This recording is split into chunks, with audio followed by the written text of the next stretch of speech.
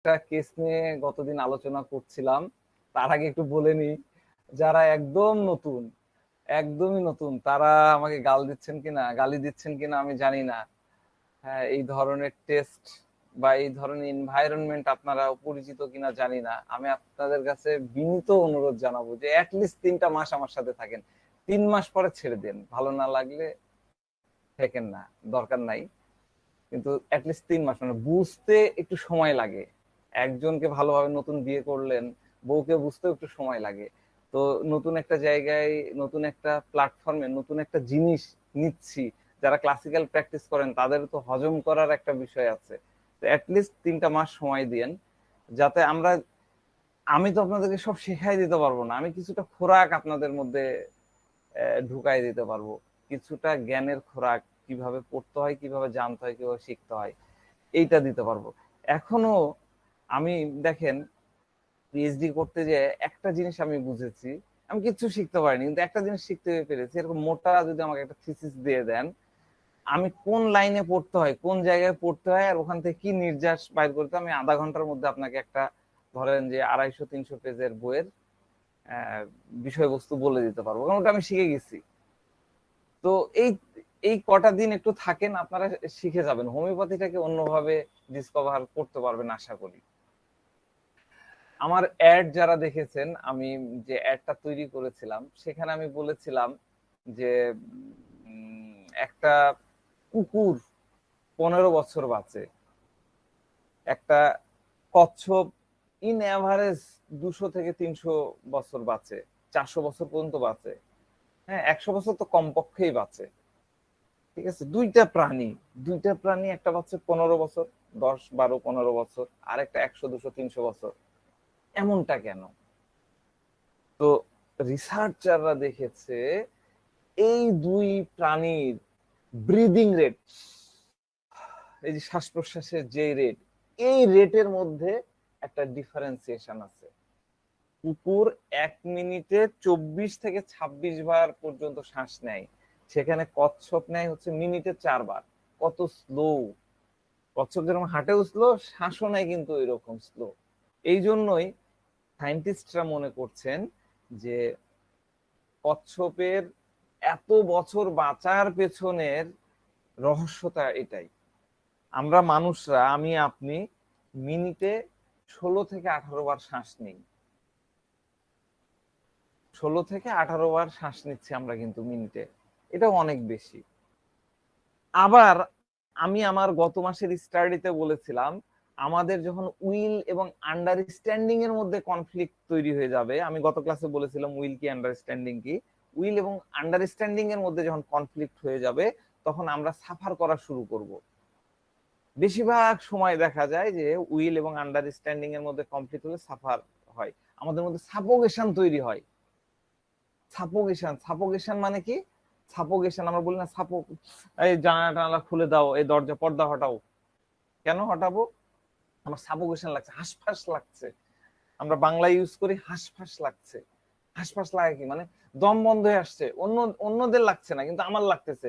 এই এই ঘরের দরজা জানালা বন্ধ, জানালায় পর্দা দেওয়া আছে, আমার পাশে একজন আছে, তার লাগতেছে না কিন্তু আমার লাগতেছে। তার মানে আমার মধ্যে সামথিং, কিছু একটা ঘটছে। এই আমি আপনাদের এখন ক্লাস নিচ্ছি, এই ক্লাস নেওয়াটা কিন্তু আমার জন্য খুব ইম্পর্টেন্ট একটা ব্যাপার। আমি চেম্বার থেকে দ্রুত বাড়ায় আসছি, খুবই দ্রুত বাড়ায় আসছি, এসে আমি আপনাদের সাথে ডেলিভারি দিতে আসছি। এখন ডেলিভারি দিতে যে আমার মাথায় চিন্তা হচ্ছে যে এখানে আমার বিগিনার লেভেলের এই মাসে জয়েন করেছেন এরকম স্টুডেন্টও আছেন, এবং আমার সাথে পুরনো যারা আছেন তারাও আমার সাথে আছেন, অ্যাডভান্স লার্নাররা আছেন, বাড়ি ভাই আছেন, আঞ্জির ভাই আছেন, হ্যাঁ, মোস্ট এক্সপিরিয়েন্স পারসন আছেন, এরকম অনেকেই আছেন, আমি নাম নিলাম না, অনেকেই আছেন, অনেক বড় বড় বিএইচএমএস ডাক্তাররা আছেন, এমডি আছেন। তো আমি কি, আমার মধ্যে কাজ করছে, আমি কি তাদের সামনে লেকচার ঠিক মতো দিতে পারবো কি পারবো না, পারবো কি পারবো না, এই যে আমার মাথার মধ্যে যখন কাজ করছে, পারবো কি পারবো না, পারবো কি পারবো না, may I or not, may I or not, এই যে এই মে আই অর নট, এইটার কারণে আমি কিন্তু ইজিলি শ্বাস নিতে পারছি না, আমার মধ্যে সাফোকেশন তৈরি হচ্ছে, আমি জয়ফুল থাকতে পারতেছি না। আমি হোমওয়ার্ক করেছি 100% হোমওয়ার্ক করেছি যে আজকে ক্লাস আমি কি নেব, কি বলবো, আমার হোমওয়ার্ক করা আছে। কিন্তু আমি আমার কনফিডেন্ট আছে যে আমার এই যে ম্যাটেরিয়ালস আমি আপনাদেরকে আজকে দেব, এটা একদম ফাটিয়ে দিব, লেকচার ফাটিয়ে দিব, ডেফিনেটলি ফাটিয়ে দেবো। কিন্তু আমি আপনাদের সামনে এসে একদম কনফিডেন্ট হারাই ফেলছি। আরে বাপরে, জুনিয়রদেরকে কি বোঝাবো? জুনিয়র বলতে মানে বয়সে জুনিয়র বলতেছি না, কেবল পাশ করে বাড়িয়েছেন, তাদেরকে আমি কি পড়াবো, কি বোঝাবো? একদম সিনিয়র, তাদের কি কি বোঝাবো? এই যে উইল এবং কন্ট্রাডিকশন, আন্ডারস্ট্যান্ডিং এর মধ্যে কন্ট্রাডিকশন। উইলটা কি? উইলটা হচ্ছে আমি ফাটিয়ে দিব। আর আন্ডারস্ট্যান্ডিং, আন্ডারস্ট্যান্ডিং জুনিয়র আছে সিনিয়র আছেন, সবাইকে একটা লেভেলে নিয়ে এসে, একটা অ্যাক্সেসে নিয়ে এসে আমি কি বোঝাতে পারবো, আমি কি পারবো কি পারবো না, পারবো কি পারবো না, এই যে এখান থেকে আমার কিন্তু সাফোকেশন হচ্ছে। এই সাফোকেশনটা কিন্তু ব্রিথলেস তৈরি করে ফেলতেছে, শ্বাসকষ্টের তৈরি করতেছে। কিন্তু আমার মধ্যে যদি জয়ফুল বিষয়টা থাকে, কনফিডেন্টটা থাকে যে আমি 100 পারবো, আমি ফাটিয়ে দিব, তাহলে কিন্তু আমার শ্বাসকষ্টটা প্রশ্বাস হবে না। বুঝতে পারছেন? তাহলে সাফোকেশনটা কখন তৈরি হয়, সাফোকেশন থেকে ধীরে ধীরে কিভাবে কফ তৈরি হচ্ছে, কিভাবে অ্যালার্জেটিক রাইনাইটিস তৈরি হচ্ছে, কিভাবে অ্যাজমা তৈরি হচ্ছে, আমরা কিন্তু এই বিষয়গুলো দেখতেছি। এটাও হোমিওপ্যাথি, কিন্তু সাইকোলজির সাথে একটা হোমিওপ্যাথি। হোমিওপ্যাথি কিন্তু আমি প্রথম দিনই বলেছি, হোমিওপ্যাথি কিন্তু সায়েন্স না, not only a science. Homeopathy কি? হোমিওপ্যাথি ফিলোসফি আছে, হোমিওপ্যাথি আর্টস আছে, তাই না? হোমিওপ্যাথি তারপরে সায়েন্স। তো এটার একটা সমন্বয়। তো আমাদের ব্রিদিং, এই যে আমরা শ্বাস নিই, আমাদের ব্রিদিং এর 4টা কোয়ালিটি থাকা দরকার। 4টা কোয়ালিটি থাকা দরকার। কয়টা কোয়ালিটি? আমাদের ব্রিদিং, কেউ বলতে পারবেন? আমাদের ব্রিদিং এর হচ্ছে 4টা কোয়ালিটি। 4টা, এটা মনে রাখবেন। 4টা কোয়ালিটির মধ্যে কি কি? আমাদের এই শ্বাসটা নিলাম, তো এই শ্বাসের 4টা কোয়ালিটি থাকতে হবে। একটা হলো ডিপ, শ্বাসটা তো ডিপ, গভীর। একটা হচ্ছে কোয়াইট, কোনো ইয়ে থাকবে না, হাঁসফাঁস শব্দ থাকবে না। ডিপ, খুব গভীর, বলে না ওই যে আমরা মেডিটেশন করি, গভীর শ্বাস নেন, আমরা মেডিটেশন যারা করছি তারা কিন্তু জানি, ওই ডিপ। একটা থাকবে কি কোয়াইট, আরেকটা থাকবে হচ্ছে স্লো, ধীর স্থির ভাবে, ওই যে মিনিটে 16 বার 18 বার নিচ্ছে, এটা না, আরো স্লো কতখানি করা যায়। আর একটা হবে রেগুলার, আপনি স্লো নিচ্ছেন কিন্তু রেগুলার ওয়েতে আপনাকে শ্বাস নিতে হবে। তাহলে 4টা কোয়ালিটি কি? Deep, quiet, slow, regular. ঠিক আছে, এটা মনে রাখেন। তো কিন্তু আমি তো এখন কি হয়েছে, আমাকে আমি বিবেচনা করছি, আমি এখন কি হয়েছে, আমি এখন একটা স্ট্রেসের মধ্যে আছি। কি স্ট্রেস? আমি জুনিয়রদেরকে বোঝাতে পারবো না, একদম টপ মোস্ট সিনিয়র আছে তাদেরকে বোঝাতে পারবো? আমি এই যে এক ধরনের অ্যাংসাস ফিল করতেছি, একটা অ্যাংজাইটিতে ভুগতেছি, স্ট্রেস বোধ করতেছি। আমি কেন পারতেছি না, আমি পারছি না, আমি পারছি না, আমার মধ্যে রাগ তৈরি হচ্ছে। স্ট্রেস, অ্যাংজাইটি, রাগ, অ্যাঙ্গার কি করতেছে? আমার এই ব্রিদিং কোয়ালিটিটাকে নষ্ট করে দিচ্ছে। আমার 4টা যে ব্রিদিং কোয়ালিটি কি কি বললাম? Deep, quiet, slow, regular. এই 4টা কোয়ালিটিকে আমাকে নষ্ট করে দিচ্ছে। এই 4টা কোয়ালিটি আমার কি হয়ে যাচ্ছে? নষ্ট হয়ে যাচ্ছে হচ্ছে ডিপটা হয়ে যাচ্ছে শ্যালো, ডিপ কোয়ালিটিটা হয়ে যাচ্ছে শ্যালো, কোয়াইটটা হচ্ছে লাউড, শব্দ হচ্ছে লাউড, স্লোটা হয়ে যাচ্ছে ফাস্ট, আর রেগুলারটা হয়ে যাচ্ছে ইররেগুলার। বুঝতে পারছেন? ইররেগুলার হওয়ার পরে আমার ব্রিদিং কোয়ালিটিটা নষ্ট হয়ে যাচ্ছে। তখন আমি ধীরে ধীরে ডিজিজ স্টেটের মধ্যে চলে যাচ্ছি। তো আমাদের মাইন্ডে যখন এই মানে ধরেন যে আমি এখন ক্লাস নিচ্ছি, বা আপনারা মোবাইল বা কম্পিউটারের সামনে দেখতেছেন, আপনি অবজার্ভ করে দেখেন, আপনার মধ্যে যদি ওই অ্যাংজাইটি, আপনার মধ্যে যদি ওই ফেয়ার, আপনার মধ্যে যদি ওই অ্যাঙ্গার কাজ করে, আপনার মধ্যে যদি সাফোকেশন কাজ করে, তাহলে এই যে পরের যে 4টা মানে ব্যাড কোয়ালিটি, কি কি? Shallow, loud, fast, irregular. এই 4 ব্যাড কোয়ালিটি আপনার মধ্যে তখন কাজ করবে, আপনি যতই টিভি দেখেন না কেন। এই যে আপনার কোয়ালিটি, ব্যাড কোয়ালিটি, আপনার মধ্যে যদি ওগুলা কাজ করতে থাকে, তখন দেখবেন যে ওই ব্যাড কোয়ালিটি গুলো অটোমেটিক চলে আসবে। আপনি আপনার ওয়াইফের সাথে কথা বলছেন, ওই ব্যাড কোয়ালিটির ব্রিদিং হচ্ছে। বুঝতে পারছেন? আপনি আমার এই লেকচার শুনছেন, আপনার মধ্যে অ্যাঙ্গার ঢুকে আছে, বাচ্চাকে বকেছেন বা কিছু করেছেন, ওই অ্যাঙ্গারের কারণে আমার এই লেকচার শুনতে শুনতে ওই ব্যাড কোয়ালিটির যে কোনো একটা জায়গায় আপনার এই ব্যাড কোয়ালিটির ব্রিদিংটা হচ্ছে। এটা কিন্তু আমরা পাই। আমার কথা হলো আপনারা এই কোয়ালিটিটাকে চেঞ্জ করে ফেলুন, ওই গুড কোয়ালিটিতে চলে যান। আমার হলো এই ব্যাড কোয়ালিটি কি কি বললাম, শ্যালো, লাউড, ফাস্ট, ইরেগুলার, এইখান থেকে আপনারা চলে যান। চেষ্টা করুন deep, quiet, slow, regular breathing নিতে। আপনাদের তো ভালো থাকতে হবে, আপনারা ডাক্তার, আগে আপনার আপনার হেলথটাকে, আপনার মেন্টাল হেলথ বলেন, আপনার ফিজিক্যাল হেলথটাকে ভালো থাকতে হবে। কিন্তু আমি বললাম আর আপনারা চেঞ্জ করে ফেললেন, এটা কিন্তু করা যায় না, অনেকেই পারে না, ম্যাক্সিমামই পারে না বলতে গেলে বলা যায়, আমাদের পেশেন্টরাও পারে না। এই জন্যই প্রয়োজন হোমিওপ্যাথি। আমি বলেছিলাম না, হোমিওপ্যাথি একটা হলিস্টিক কেয়ার, সবকিছু চেঞ্জ করে দিতে পারে। আপনি হোমিওপ্যাথির হেল্প নেন, আপনি হোমিওপ্যাথি খান, আপনি হোমিওপ্যাথি রোগীকে দেন, দেখেন এই চেঞ্জে হোমিওপ্যাথি আপনাকে হেল্প করবে। এই চেঞ্জটাকে, আপনার এই ব্রিদিং কোয়ালিটিকে রেগুলারাইজ করতে হেল্প করবে। তো ঠিক আছে, আমরা গত কেস নিয়ে আলোচনা করি, আপনারা অধীর আগ্রহে বা 48টা ঘন্টা কাটিয়েছেন। আমি চাইবো যে আপনারা অপেক্ষার প্রহরটা ঘুচে যাক আর কি। হ্যাঁ, তো প্রথমেই আমরা একটু রিক্যাপ করে নিতে চাই। একজনের কাছ থেকে আমি শুনবো গতদিনের কেসটার একটা জিস্ট, একটু বলেন, তাহলে আমারও সুবিধা হবে ব্যাখ্যা করতে। প্লিজ, যে কোনো একজন বলে ফেলেন, যে কেউ একজন একটু সাহস করে বলেন, লিখেছেন এরকম কেউ একজন বলেন।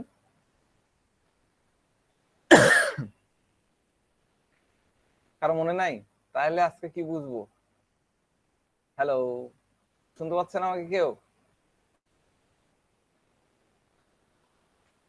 আসসালামু আলাইকুম স্যার। আনসাম, হ্যাঁ বলেন, আপনি বলেন। স্যার গতদিন একটা কেস বলেছিলেন, যে কেসটা ছিল হুম একজন মেয়েকে নিয়ে। তার এজ হচ্ছে হুম 28 থেকে 30-এর মধ্যে। সে এসেছিল প্রচন্ড শ্বাসকষ্ট এবং কফের একটা সমস্যা নিয়ে। তো এখানে বলেন। বলেছিলেন, মানে মেয়েটার কথা এরকম ছিল যে তার ফ্যামিলিতে তার মানে তার বাবা যা বলে সেটাই হয়, এবং তার বাবার অনুযায়ী মেয়েটা সব কাজকর্ম করে। তো এ থেকে বোঝা গেছে যে মেয়েটা হচ্ছে সুপার ডমিনেটেড তার বাবা দ্বারা, এবং হালকা ভাবে তার ভাই বোন দ্বারাও হতে পারে। সে খুবই মাইল্ড টাইপের, যার জন্য সে বুঝতে পারে যে সে ডমিনেট হচ্ছে, কিন্তু প্রতিবাদ করে না, যেহেতু সে সবাইকে হ্যাপি করতে চায়। যার জন্য সে তার ইচ্ছার বিরুদ্ধে হলেও সে কাজটা করে সবাইকে হ্যাপি করার জন্য। এবং সেই হিসেবে সে এখন যে পেশায় আছে সেটাও তার বাবার ইচ্ছায় আসা। কিন্তু সমস্যাটা হয়েছে যখন তার বাবা তাকে বলেছে বিয়ের জন্য মানে ছবি তোলার ক্ষেত্রে।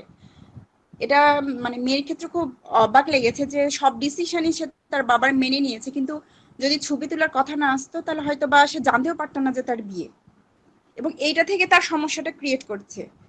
যদি তার কোনো পছন্দ না থাকতো তাহলে হয়তো বা এরকম হতো না, কিন্তু যেহেতু একজনকে কথা দিয়ে রেখেছে, এখন সে মেয়েটা খুব মাইল্ড হতে পারে, তার বাবা মার প্রতি খুব আনুগত্য থাকতে পারে, কিন্তু সে যাকে পছন্দ করে তার প্রতিও কিন্তু সে খুব একটি স্ট্রং ফিলিং আছে।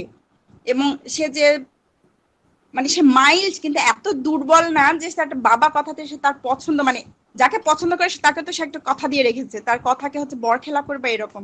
এবং এটা থেকে মানে তার ইমোশনের একটা মানে কি বলবো, তার ইমোশন এখানে ক্র্যাশ হচ্ছে, সাপ্রেসড হচ্ছে, বাবার সামনে সারেন্ডার করছে, কিন্তু মানে কোনো কিছুতে কিছু হচ্ছে না। ঠিক আছে। আর এটা তার এখন এসে একটু মানে জেদিও হয়ে গেছে যে আমি আমার অন্যান্য, আমি একটু পোলাইট দেখে হয়তো বা বাবা আমার কথা মেনে নিচ্ছে না, আমার অন্যান্য ভাই বোনদের মধ্যে যদি আমি ওরকম মানে রাব বিহেভ করতাম বা ওরকম জোর খাটাতাম তাহলে হয়তো বা আমার পরিস্থিতি এত মানে এরকম এ পরিস্থিতি আসতে হতো না। এটুকুই। ধন্যবাদ, অনেক সুন্দর বলেছেন, সুন্দর বলেছেন। 4 বছর ধরে, 5 বছর ধরে সে তার বাবাকে মানানোর চেষ্টা করছে। সে ইচ্ছা করলে তো চাকরি করে, সে ইচ্ছা করলে পালিয়ে যেয়ে বিয়ে করতে পারতো, কিন্তু সে পালিয়ে যেয়েও বিয়ে করছে না।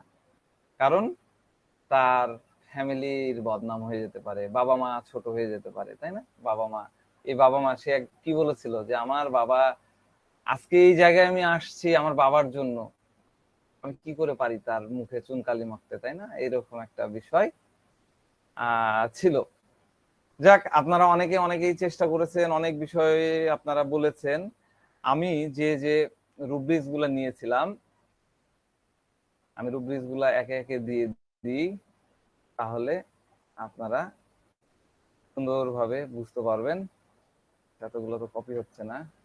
আমি রুব্রিক্স গুলাকে শুধুমাত্র মেডিসিন ছাড়াই দিচ্ছি। প্রথম যে রুব্রিক্সটা নিয়েছিলাম, লাভ, এক্সাল্টেড লাভ। দ্বিতীয় রুব্রিক্স যেটা নিয়েছিলাম সেটা হলো পেশেন্ট, পেশেন্স। তৃতীয় রুব্রিক্সটা হচ্ছে পার্টিনেসিটি। চতুর্থ রুব্রিক্স হচ্ছে ডিফাইন্ড। পঞ্চম রুব্রিক্স হচ্ছে গ্র্যাটিটিউড।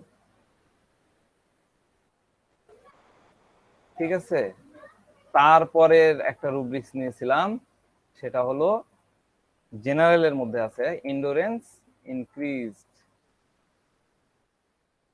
এছাড়াও আপনি ওই ফিজিক্যাল কিছু রুব্রিক্সও নিতে পারেন, যেমন ওই যে বলছিল যে ঘুমের মধ্যে ইয়ে হয়, কি বলে, কফের কারণে সে ঘুম ভেঙে যায়, চোখ খুলে তাকাতে হয়, এরকম বলেছিল কিন্তু। হ্যাঁ, ওইরকম কফ স্লিপিং ডিউরিং অ্যাগ্রাভেশন, এরকম আমাদের রুব্রিক্স আছে, এটাও নিতে পারেন। তারপরে cough laying down, sleeping, sleeplessness cough from, এরকম কফ নিয়ে অনেকগুলো রুব্রিক্স আছে, ওই নেওয়া যায়। যেহেতু আমরা ফিজিক্যাল লেভেলে অত বেশি চিন্তা করি না, নিলে নেওয়া যায়, নিলেই আপনি ওগুলো সব মিলাতে পারবেন। এই ছিল আমাদের রুব্রিক্স। ঠিক আছে, এখানে কঠিন কিছু নাই, একদম খুব ইজি একটা বিষয় নিয়ে আমরা আলোচনা করছিলাম। আমি কনফার্ম যে এই আগে বলে নি, এটা কিন্তু আমার কোনো জার্নি পড়ানো না, এটা হচ্ছে আমাদের একটা কন্টিনিউশন লেকচারের একটা পোর্শন, পার্ট। আমরা অ্যাজমার ক্লাস করছিলাম, যে অ্যাজমা পেশেন্টকে কিভাবে আমরা ট্রিট করব। যখন আমাদের চেম্বারে অ্যাজমার পেশেন্ট আসবে, তখন আমরা তার গতানুগতিক যে কেস টেকিং আছে, সেই কেস টেকিং করে আমরা যদি পেয়ে যাই, তাহলে পেয়ে গেলাম, আমরা তাকে প্রেসক্রিপশন দিয়ে দিলাম। কিন্তু আমরা কিছু পাচ্ছি না, তখন আমরা কি নিয়ে আসবো মাথায়? আমরা নিয়ে আসবো যে এই আমার সামনে যে পার্সনটা আছে, তার উইল এবং আন্ডারস্ট্যান্ডিং এর মধ্যে কোথায় কনফ্লিক্ট তৈরি হয়েছে। শুধু অ্যাজমা বলে না, কফ, রানিং নোজ, মানে একদম ঝরঝরে ইয়ে পড়ছে, এইরকম পেশেন্টকে আমরা চেম্বারে আসলে দেখবো যে তার উইল এবং আন্ডারস্ট্যান্ডিং এর মধ্যে কোথায় কনফ্লিক্ট হচ্ছে। আমরা বিভিন্ন প্রশ্ন করে তার উত্তরটা নেওয়ার চেষ্টা করব, তাহলে আমরা এইভাবে যেতে পারবো। তো এখন হলো যে এই ইয়ে থেকে আমরা কি মেডিসিন দিয়েছিলাম, কেউ কি রেপার্টারি করে ফেলেছেন এর মধ্যে? কেউ রেপার্টারি করেননি? আমি বলে দিচ্ছি, মেডিসিন ছিল ট্রিটিকাম ভালগারিস। ট্রিটিকাম ভালগারিস আমরা সংক্ষেপে লিখি। আমি ট্রিটিকাম ভালগারিস পুরো মেডিসিন পড়াবো, এই মাসে হয়তো না, কখনো পড়াবো। ট্রিটিকাম ভালগারিস পড়াতে আমার 6-7টা ক্লাস লাগবে, আমি তখন পড়াবো। কিন্তু এখন যেটা বেশিরভাগ ক্ষেত্রে আপনার চেম্বারে আপনি পাবেন, সেই বিষয়গুলো নিয়ে আমি আলোচনা করব। তো ট্রিটিকাম ভালগারিস এইভাবে আমরা লিখি, ট্রিটিকাম ভালগারিস। ট্রিটিকাম ভালগারিস কি থেকে তৈরি?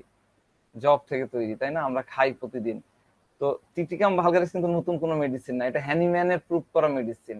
সে সময় হ্যানিম্যান এটাকে প্রুভ করে গেছে, কিন্তু এটা ওইভাবে ইউজ আমরা করি না, সচরাচর করা হয় না। কিন্তু পার্শ্ববর্তী দেশে, ভারতে বলেন বা এই ভিতুল কাজ বলেন, এরা কিন্তু প্রচুর ইউজ করেন। এবং এটা একটা খুব শক্তিশালী পলিক্রেস্ট মেডিসিন। এত এত ব্যবহার এটার আছে, আমরা শুধুমাত্র ইউজ করি না বলে আমরা জানি না। তো আমরা এই বিষয়গুলো নিয়ে কিছু কিছু আলোকপাত করার চেষ্টা করছি। প্রথম যে বিষয়টা নিয়ে আমি আলোচনা করতে চাই সেটা হলো লাভ, এক্সাল্টেড লাভ। এক্সাল্টেড লাভ, ঠিক আছে, এক্সাল্টেড লাভ। দেখেন ভ্যানিলাও আছে খুব কাছাকাছি। আগের মেডিসিনটা আমাদের ভ্যানিলা ছিল, ভ্যানিলা তো আমি মনে হয় আপনাদেরকে বুঝাতে পেরেছি। ভ্যানিলা আপনারা সপ্তাহে একটা করে পাবেনই। আপনারা যদি কেস টেকিং করা শিখে থাকেন, মানে আমার ওই সিস্টেমটা ফলো করেন, ডেফিনেটলি আপনারা প্রতি সপ্তাহে একটা হলো ভ্যানিলা পাবেন। আর ভ্যানিলা মেডিসিন বাংলাদেশে পাওয়া যায়, চিন্তার কোনো কারণ নাই। টিটিকাম ভালগারিসও পাওয়া যায়। তো এই যে লাভ এক্সাল্টেড, এই এক্সাল্টেড মানেটা কি? আমরা কি জানি এক্সাল্টেড মানে কি? এক্সাল্টেড, এক্সাল্টেড এই ওয়ার্ডটার অর্থটা কি? ভালো করে বুঝেন, এটা বোঝার আছে। এক্সাল্টেড লিখে নেন। এক্সাল্টেড শব্দটা একটা ল্যাটিন ওয়ার্ড। এক্সাল্টেড শব্দটা মানে ল্যাটিন ওয়ার্ড, এক্সালেট থেকে আসছে। এগুলো সব আমি ডিকশনারি থেকে বলতেছি। এক্সালারেট থেকে আসছে, তার মধ্যে হচ্ছে এক্স। এক্স মানে হচ্ছে আপ, আপ, উপরে আপ। আর আল্টাস, আল্টাস, ALTUS, আল্টাস মানে হচ্ছে হাই। আপ, আল্টাস মানে উচ্চ মর্যাদা, মর্যাদাপূর্ণ। ডিকশনারি মিনিং হচ্ছে এক্সাল্টেড এর মিনিং হচ্ছে উন্নত বা মর্যাদাপূর্ণ। উন্নত বা মর্যাদাপূর্ণ, আমি একটু লিখে দিই, এটা আমি ডিকশনারি থেকে কপি করেছি। উন্নত বা মর্যাদাপূর্ণ, এটা এক্সাল্টেড মানে। Full of high moral or intellectual value. Full of high moral, high moral or intellectual value, অতি উচ্চ নেচার বা স্টাইল, হ্যাঁ, অতি মানে মহামান্বিত আবেগ এবং ইমোশনে পরিপূর্ণ, এটাকে এক্সাল্টেড বলে। হ্যাঁ, এর আরো কিছু অর্থ আপনি বাংলা ডিকশনারি, যেমন আপনি যদি বাংলা একাডেমিক ডিকশনারিতে যান তাহলে পাবেন, সেটা হচ্ছে সৌন্দর্যমণ্ডিত, উচ্ছ্বাসিত, মাতানো, রোমাঞ্চকর, খুব খুশি হওয়া। এই অর্থগুলা হচ্ছে ডিকশনারিতে সুন্দরভাবে দেওয়া আছে। আমাদের আসলে ডিকশনারি মিনিং দিয়ে তো আপনি রুব্রিক কখনোই ইউজ করতে পারবেন না, এটা প্র্যাকটিক্যাল ওয়ে জানতে হবে। কিন্তু আপনাকে তো ক খ গ শিখতে হবে, এই কারণে আমি অর্থগুলা বলে দিলাম। তো এক্সাল্টেড এর আরেকটা মিনিং হচ্ছে র্যাঙ্ক। র্যাঙ্ক তো আমরা বুঝি, র্যাঙ্ক বুঝি না? ধরেন যে আর্মিতে র্যাঙ্কিং থাকে, মেজর, ক্যাপ্টেন, লেফটেন্যান্ট, হলো র্যাঙ্কিং। ক্লাস থাকে না, আপার ক্লাস, লোয়ার ক্লাস। বা ক্যারেক্টার বা স্ট্যাটাসের দিক থেকে উন্নত হওয়া, এটাও হলো এক্সাল্টেড। এরপরের ওয়ার্ডটা কি আছে? লাভ। লাভ মানে কি? লাভ, লাভ ভালোবাসা, তাই না? লাভ, লাভ কি? Have a great affection or liking for. Love, love আমরা লাভ কাকে বলি? আমি তোমাকে ভালোবাসি, আই লাভ ইউ। লাভটা কিন্তু এরকম না। লাভ, লাভে কি হয়? লাভ থেকে আমরা প্লেজার পাই, আমরা আনন্দ পাই, প্লেজার পাই এবং আনন্দ দিই। আমরা আনন্দ পাইও এবং দিই। আমরা ভালোবাসি, আমরা ভালোবাসি কি? নিজেও তো একটা আনন্দ পাই, একটা পুলকিত হই। আবার যাকে ভালোবাসি সেও কিন্তু পুলকিত বোধ করে, তাই না? লাভ হলো শ্রদ্ধা এবং অনুরাগের একটা মিশ্রণ। হ্যাঁ, এটা একটা শক্তিশালী ইতিবাচক আবেগ। তাহলে এই ইতিবাচক আবেগ কেন রেপার্টরির মধ্যে আসলো? ভাবতে হবে। রেপার্টরির মধ্যে যেগুলো আসবে সেগুলো তো অসুস্থতা। পজিটিভ জিনিস কেন আসবে? এগুলো কিন্তু ভাবার আছে, আমি সবই বলতেছি। তো আপনি যখন এক্সাল্টেড হবেন, হ্যাঁ, যখন আপনি কোনো কিছুতে খুব হাই লেভেলে, বিশেষ করে আন্তরিকতার সাথে বা মর্যাদা দিয়ে বা গুরুত্ব দিচ্ছেন, সেটাকে বুঝাবে। আমরা যখন এক্সাল্টেড বুঝাবো, তখন আপনি ওটাকে স্পেশাল একটা মর্যাদা দিচ্ছেন, একটা গুরুত্ব দিচ্ছেন। হ্যাঁ, আপনি যখন নিজে এক্সাল্টেড ফিল করবেন আর কি, তখন আপনার মধ্যে একটা মহা আনন্দ অনুভব করবেন, একটা সুখানুভব, খুব একটা সুখের অনুভব আপনার মনের মধ্যে থাকবে। তো তাহলে লাভ এক্সাল্টেড, আমাদের রুব্রিক্স আছে এক্সাল্টেড লাভ, তাই না? রুব্রিক্সটা কি? Love, exalted love. তাহলে এক্সাল্টেড লাভ মানে কি? এক্সাল্টেড লাভ হচ্ছে feeling or a emotion of love is at high level, মানে উচ্চ লেভেলে, অনেক উপরের লাভ। আপনি মানে লাভ তো, আমি আপনাকে ভালোবাসি, আমি আপনাকে আহ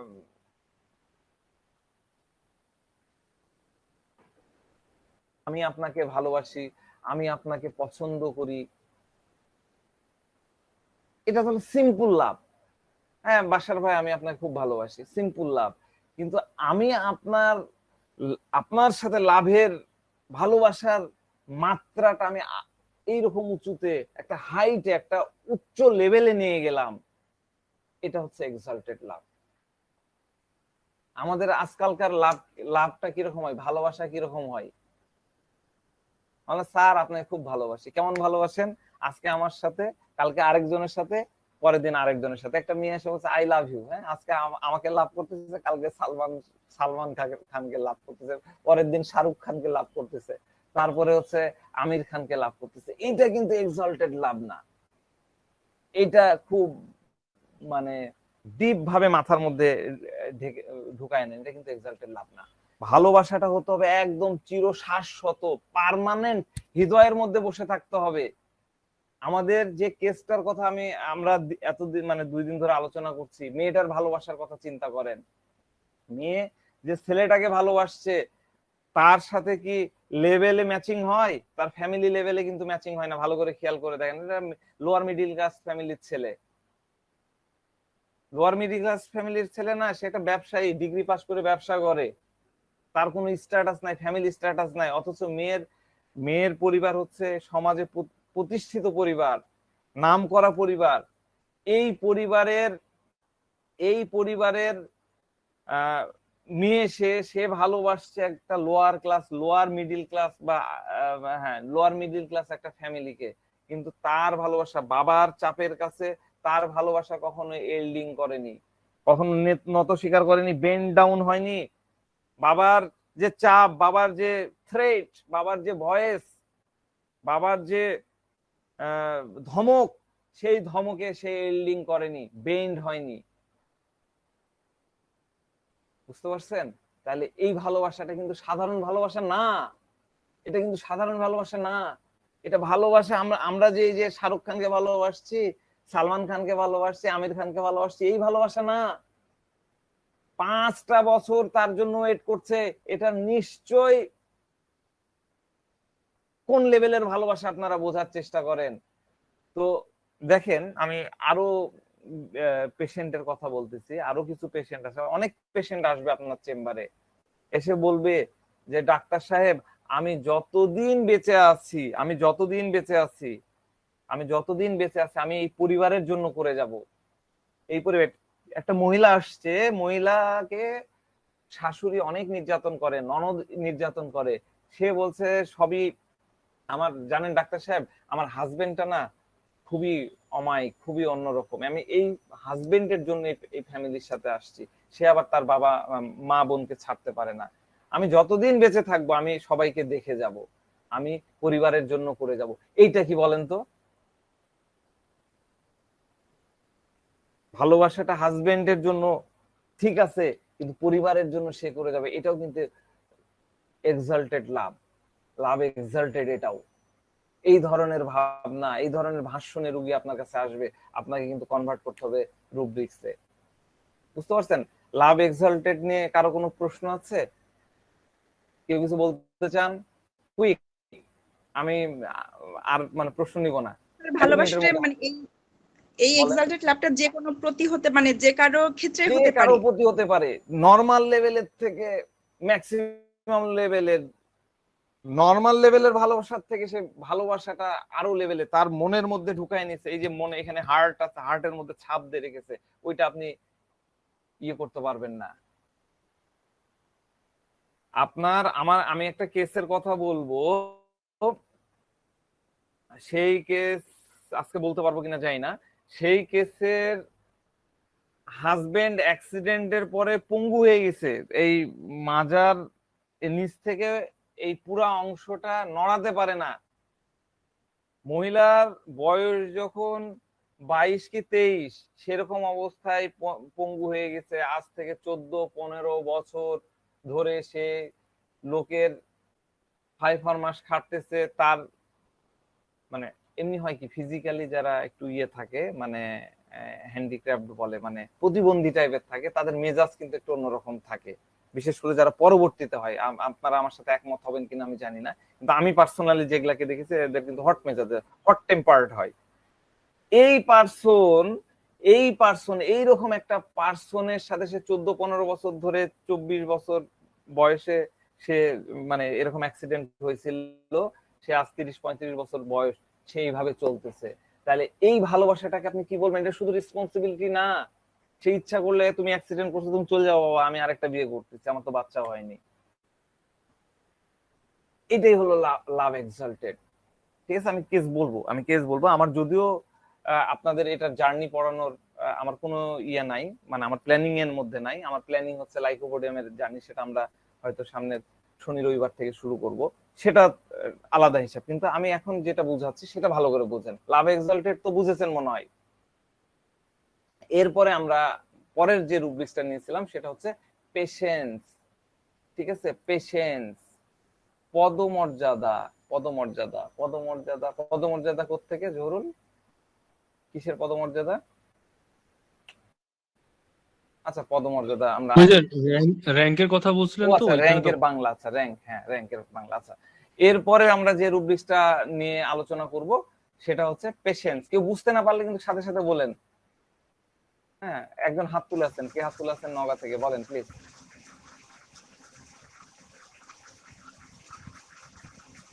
স্যার, লাভ সংক্রান্ত আর কোনো ক্যাটাগরি হবে কিনা? আমরা কি বিভ্রান্ত হয়ে যাব? এমন কিছু আছে কিনা? রোগীকে আরো কথা বলবে কিনা, আরো ভাষ্য? জি জি, হ্যাঁ, লাভ আচ্ছা, সংক্রান্ত এটা আপনি একটা লেভেল বলছেন, আরো কোনো হ্যাঁ, লোয়ার বা আরো আপার ক্লাসের লেভেল আছে কিনা? না জীবনটাই তো উৎসর্গ করে দিচ্ছে স্যার এটা ভালোবাসার জন্য। হচ্ছে পার্সোনালি একটু প্রবলেম হয়েছে। আমি জি বলেন, বলেন প্লিজ, বলেন, দ্রুত বলেন, সময় চলে যাচ্ছে। আরে ভাই, কথা যদি না বলেন স্যার বুঝবেন স্যার কি? ওই হচ্ছে আমার ফ্যামিলি। আচ্ছা, আমি আপনার কথা নিচ্ছি না, আপনি অর্ধেক পরে স্যার কথা বলছেন। জি বলেন, বলেন, বলেন, বলেন। না না, ওই যে আর আর আর আর একজন হচ্ছে যে এর মধ্যে কথা বলার কারণে আমি কথা বলতে পারতেছি না। হ্যাঁ, সেটা বলেন হচ্ছে যে প্লিজ, আমার বলেন। ফ্যামিলি হঠাৎ করে খুবই ব্যথায় কষ্ট পাচ্ছে। হুম। ব্যথায় কষ্ট পাচ্ছে, আমি হচ্ছে ক্লাসে মনোযোগী হতে পারছি না। ওকে একটু ব্যথা থামানোর জন্য কোনো পরামর্শ থাকলে একটু দেন স্যার। আল্লাহ, কেস টেকিং ছাড়া কিভাবে দিব? আপনি দেন না, আপনি তো একজন ভালো ডাক্তার, আপনি আপনার হৃদয় দিয়ে যেটা তাকে অনুভব করেন সেই মেডিসিনটাই দিয়ে দেন, ডেফিনেটলি ওটা কাজ করবে। শুধু মেডিসিন না, আপনার হৃদয়ের ভাইব্রেশনও সে ভালো হবে। হ্যাঁ, প্লিজ আপনি দেন, আমরা কন্টিনিউ করি। আমরা দ্বিতীয় মেডিসিন যেটা, দ্বিতীয় রুব্রিক্স যেটা চিন্তা করছিলাম, আমরা নিয়েছিলাম আমাদের কেসটাতে, সেটা হচ্ছে পেশেন্স, তাই না? পেশেন্স, পেশেন্সটা কি? পেশেন্সটা হচ্ছে, এটা এমন একটা কোয়ালিটি, এটা এমন একটা কোয়ালিটি যেখানে ব্যক্তি শান্ত থাকবে, সুধীর থাকবে। কোনো অসুবিধা হলেও বা কোনো কাজে অনেক সময় যদি লাগে, একটা কাজ করতে অনেক বিলম্ব হচ্ছে, তারপরেও সে রাখবে না বা খেপবে না। পেশেন্সের বিষয়টা বুঝলেন? এটা এটা কিন্তু একটা পার্সনের ব্যক্তিগত কোয়ালিটি, এটা একটা পার্সনের কোয়ালিটি যেখানে সে অনেক শান্ত থাকবে। দেখা যাচ্ছে যে একটা কাজ করতে মেলা সময় লেগে যাচ্ছে, আমারই যেরকম একটা, দেখা যাচ্ছে এক গ্লাস পানি চাইলাম, এই দিতে দিতে এই এত দেরি হচ্ছে কেন, তাহলে আমি কিন্তু পেশেন্স হলাম না। কিন্তু দেখা যাচ্ছে পানি সে 2 ঘন্টা পরে নিয়ে আসছে, তারপর আমি শান্ত থাকলাম, কোনো রাগ দেখালাম না, আমি খেপে গেলাম না। এটা হচ্ছে পেশেন্স। ঠিক আছে? কষ্টের সময় বা দীর্ঘ সময় অপেক্ষারত অবস্থাতেও সে শান্ত থাকার গুণ, এটাই হচ্ছে পেশেন্ট। যে কোনো কারণে মানুষের মধ্যে রাগ বা ক্রোধ হওয়াটা খুবই স্বাভাবিক।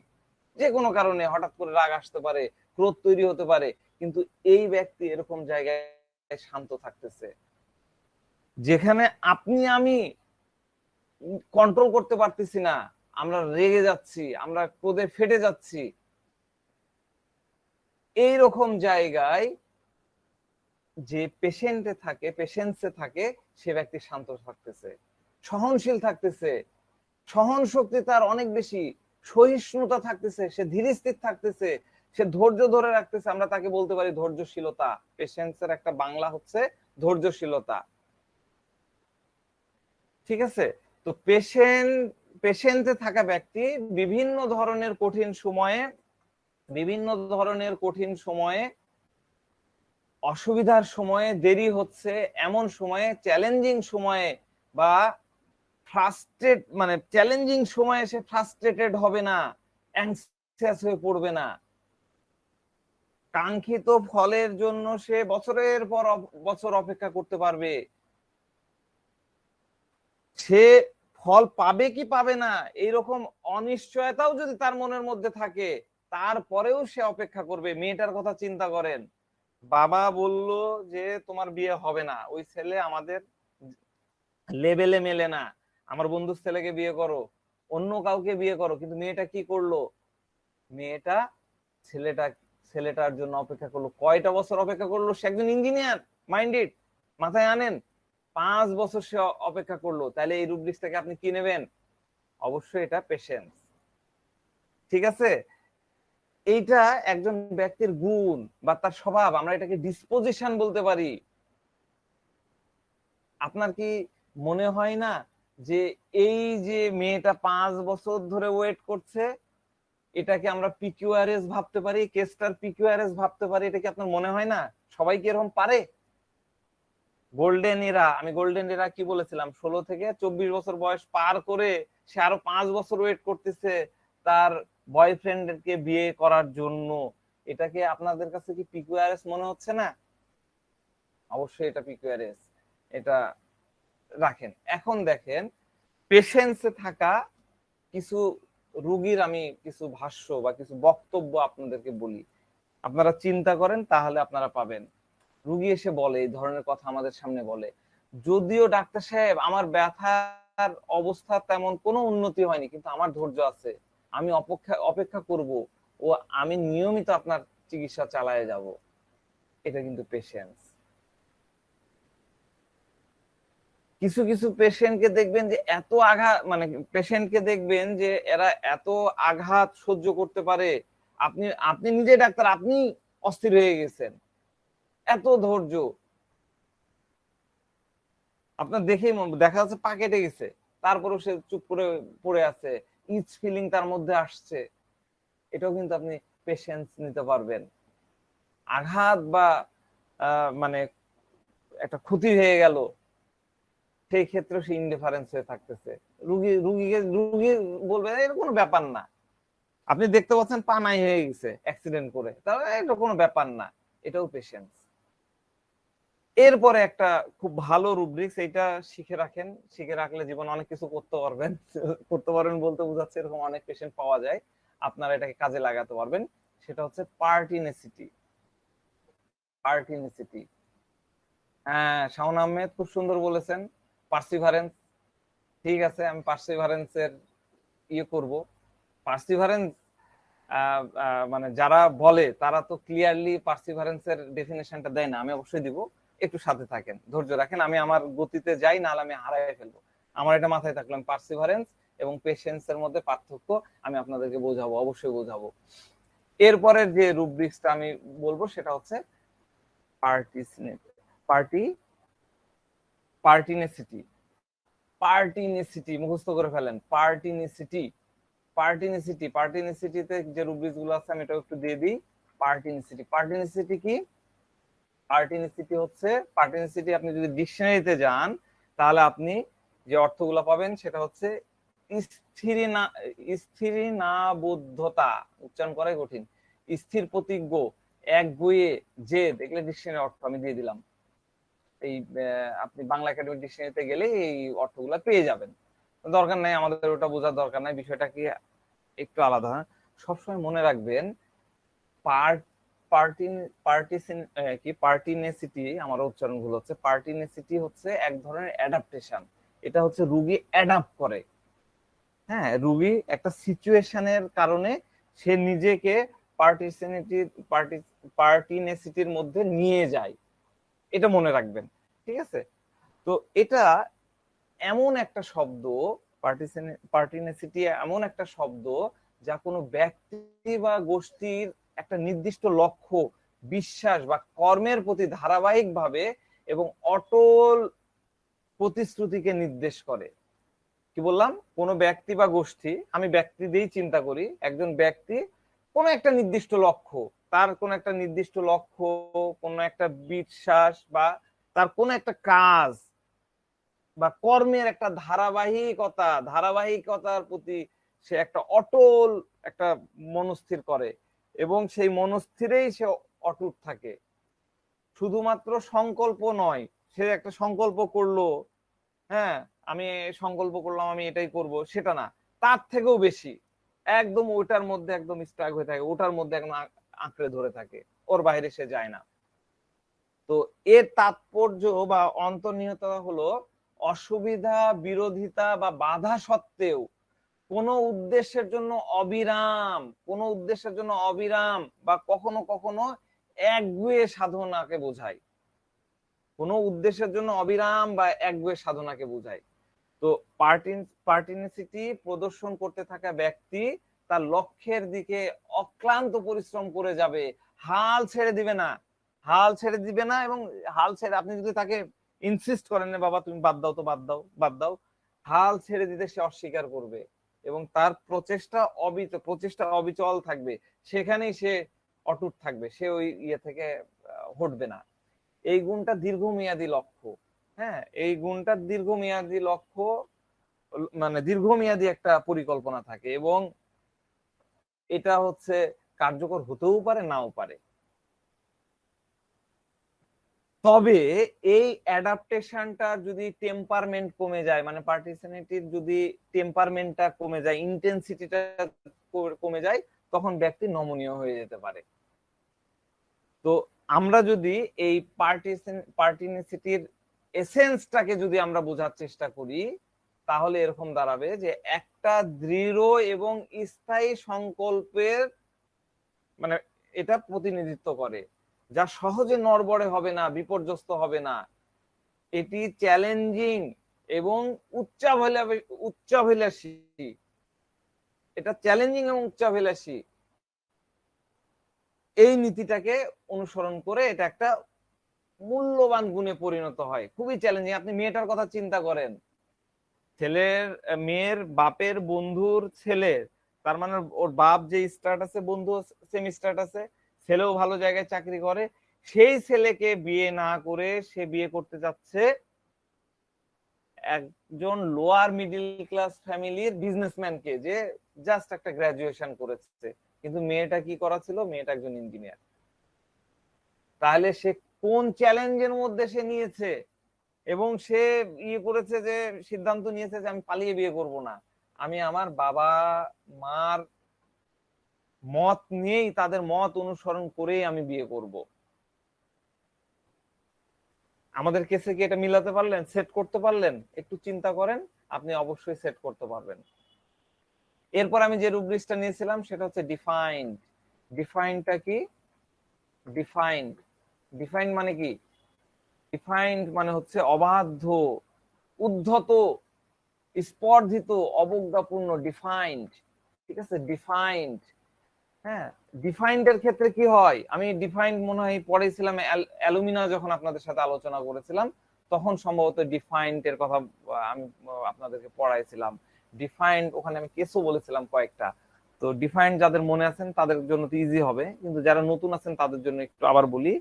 ডিফাইন্ড এর ক্ষেত্রে হয় কি, হায়ার অথরিটি। হায়ার অথরিটি মানে ঊর্ধ্বতন কর্মকর্তা, অধিকর্তা, আপনার যে বস, আপনার যে রুলিং পাওয়ার। আমি কলেজে চাকরি করি, তাহলে আমার রুলিং পাওয়ার কে? আমার হায়ার অথরিটি কে? আমার প্রিন্সিপাল। তাকে অমান্য করা, তার শুধু অমান্য না, তাকে ওপেনলি বিরোধিতা করা, সরাসরি বিরোধিতা করা, এটা হলো ডিফাইন্ড। তো ডিফাইন্ড কখন মানুষ ডিফাইন্ড হয়? মানুষ কখন ওপেনলি বিরোধিতা করে? এই প্রশ্নের উত্তরটা আপনাকে খুঁজতে হবে, তাহলে আপনি ডিফাইন্ড রুব্রিক্সটা ইউজ করতে পারবেন কিনা এটা বুঝতে পারবেন। তো ডিফাইন্ড হচ্ছে কখন মানুষ কখন ওপেনলি বিরোধিতা করে? যখন একজন ব্যক্তি তার লক্ষ্যে অবিচল থাকে, লক্ষ্যে অটুট থাকে, স্থির থাকে, যখন সে নিজেকে শক্তিশালী ভাবে, আমি ভাবতেছি দূর আমার প্রিন্সিপালের থেকে আমি শক্তিশালী, তখন আমি কি করব? তার সাথে আমি টক্কর দিব, আমি অথরিটির সাথে টক্কর দিব, তার অধীনতাকে আমি অস্বীকার করব, তার আমি বৎসতা মেনে নিব না। এটা একটা সাহসী পদক্ষেপ। যাই বলেন, প্রিন্সিপাল যে কোনো সময় আমাকে সকোজ করতে পারে, আমাকে সাসপেন্ড করতে পারে, কিন্তু আমি মনে করছি আমি শক্তিশালী, আমি আমার লক্ষ্যে অটুট, আমি আমার সিদ্ধান্তে অটুট, আমি যে সিদ্ধান্তটা নিয়েছি আমার কাছে মনে হয়েছে এটা 100-100 সঠিক, আমি এই জন্য একটা সাহসী পদক্ষেপ নিয়ে তার কমান্ডকে আমি অগ্রাহ্য করছি, তার বৎসতা আমি স্বীকার করছি না। ঠিক আছে? তাহলে বস বা মহাজন বা এই অধিকর্তা বা এই অথরিটি সংস্থাটা কি? অথরিটি সংস্থা হচ্ছে যে বল বা শক্তি বা পাওয়ার তার মতন করে তাকে চালনা করতে চায়। আমার বসকে, আমার প্রিন্সিপাল কি করছে? আমার প্রিন্সিপাল এখন বলে দিয়েছে, রুল জারি করছে যে ফিঙ্গার অ্যাটেন্ডেন্স করতে হবে, তুমি যেভাবে পারো 9:30টার মধ্যে আসবে। এখন আমি তো 10:30টায় ঘুম থেকে উঠি না, এখন সে আমাকে বাধ্য করতেছে 9:30টার মধ্যে কলেজে ঢুকতে। ঠিক আছে? তার মানে কি, আমার অথরিটি আমার থেকে পাওয়ারফুল, কিন্তু যখন আমি মনে করছি যে না, আমার পাওয়ার তার থেকে বেশি, আমার হাতেই তো অ্যাটেন্ডেন্স মেশিনের চাবিকাঠি, তো আমার হাতেই, আমি যখন মনে করছি যে আমি শক্তিশালী, হ্যাঁ, অথরিটি আমাকে যতই শক্তি প্রয়োগ করুক আমি এটা মানবো না, আমি 10:30টায় কলেজ, আমি 10:30টাতেই যাব। তো কখন আমি এরকম মানতে চাইবো না? যখন আমি মনে করব অথরিটির থেকে আমার শক্তি বেশি, আমি অথরিটির থেকে শ্রেষ্ঠ, তখন আমি এই কাজটা করব।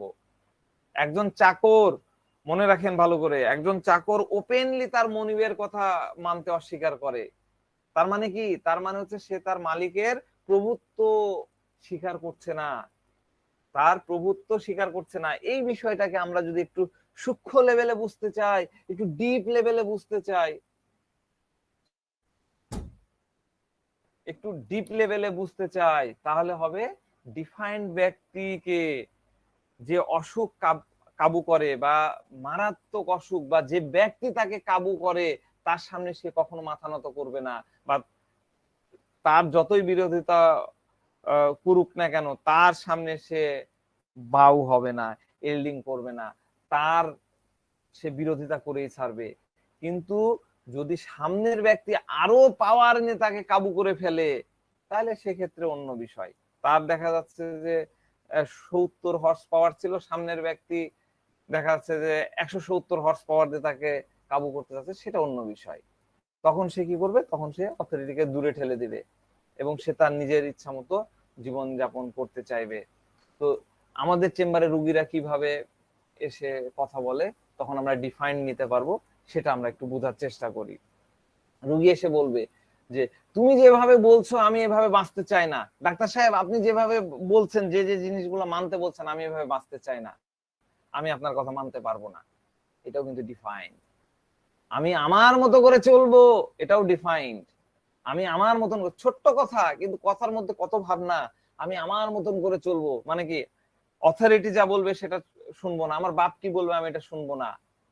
আবার রুগীরা এসে এই কথাও বলে যে এই অসুখ আমাকে কাবু করতে পারবে না, আমি এই চিকিৎসা করা ছাড়বো না, এই চিকিৎসা করা আমি ছাড়বো না। তার মানে কি? এই অসুখ, এই অসুখ সেটা ক্যান্সার হতে পারে, ক্যান্সারে সে মারা যাবে, ক্যান্সারে সে মারা যাবে। ডাক্তার বলছে যে এটা মারাত্মক অসুখ, এর কোনো চিকিৎসা নাই, আর রোগীর মনে দূর ক্যান্সার, আমার ওই ক্যান্সার, আমি দেখতে চাই ক্যান্সার ট্যান্সার কি, আমি আর চিকিৎসা করে ছাড়বো, আমি প্রয়োজনে ভারতের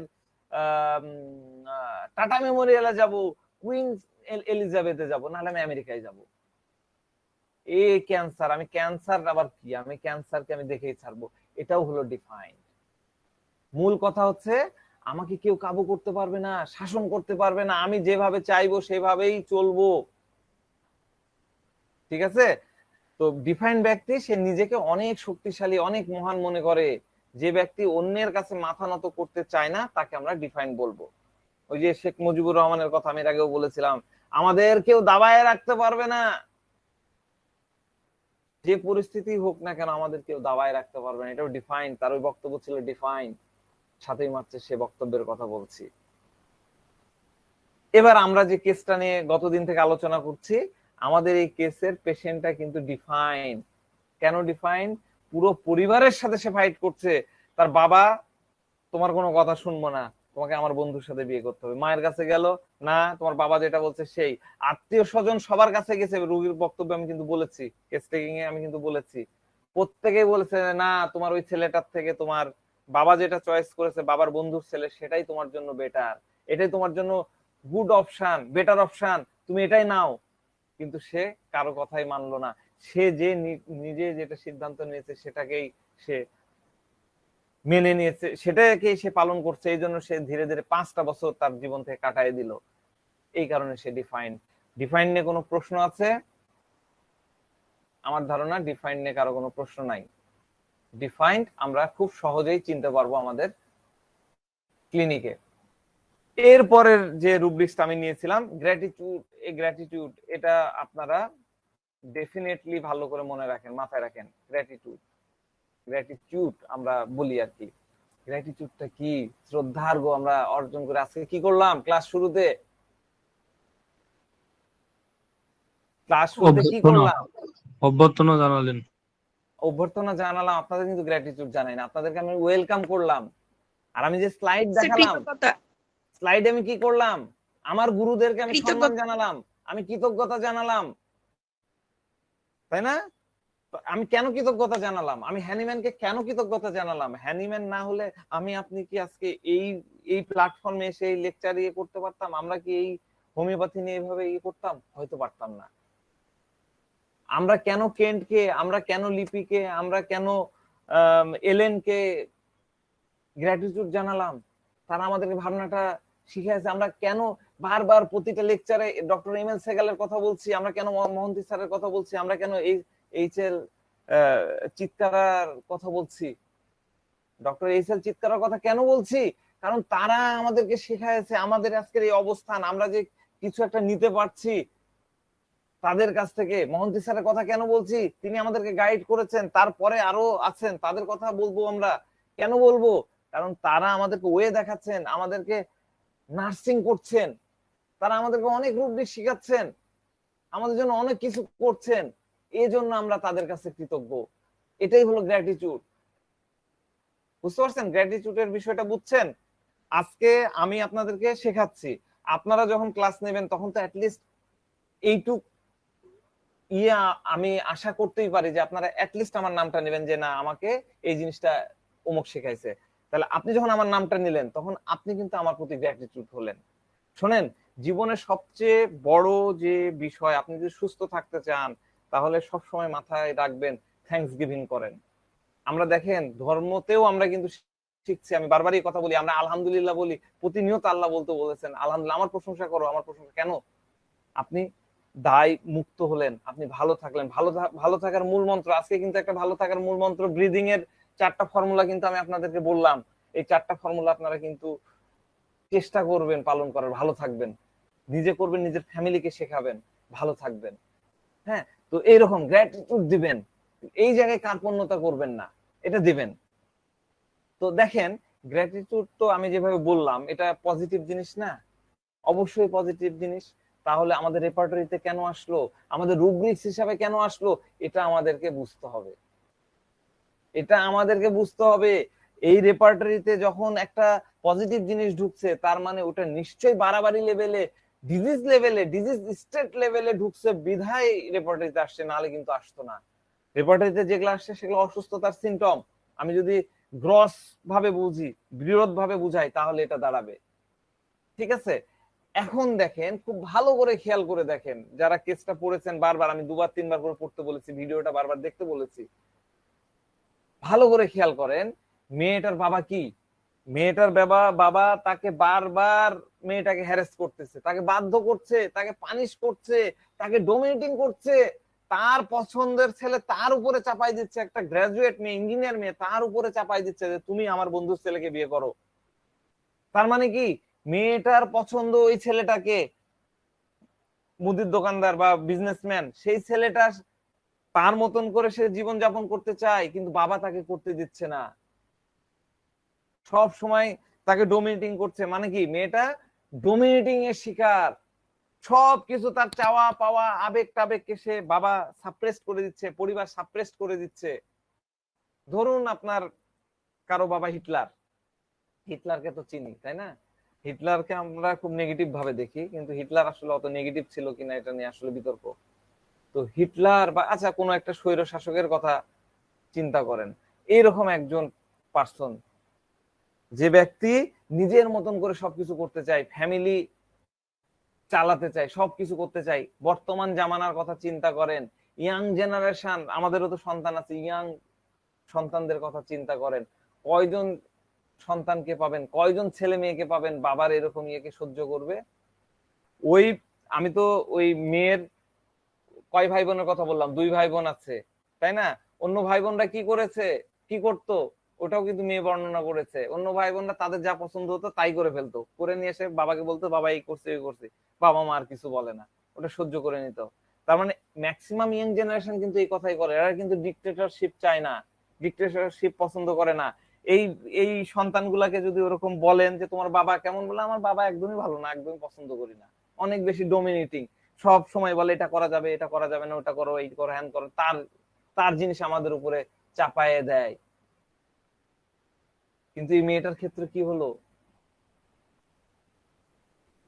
এই মেয়েটার ক্ষেত্রে কি হলো? এই মেয়েটার ক্ষেত্রে কি হলো? এটাই হলো আপনার টিজিকাম ভালগারিসের কিন্তু কি নোটস, কুল কাম।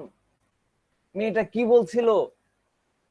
কি বলছিল? যে যা হোক সে তো আমার বাবা, আমার বাবার কারণেই আমি আজকে এখানে, আজকে আমার এই অবস্থানটা শুধুমাত্র তার কারণেই।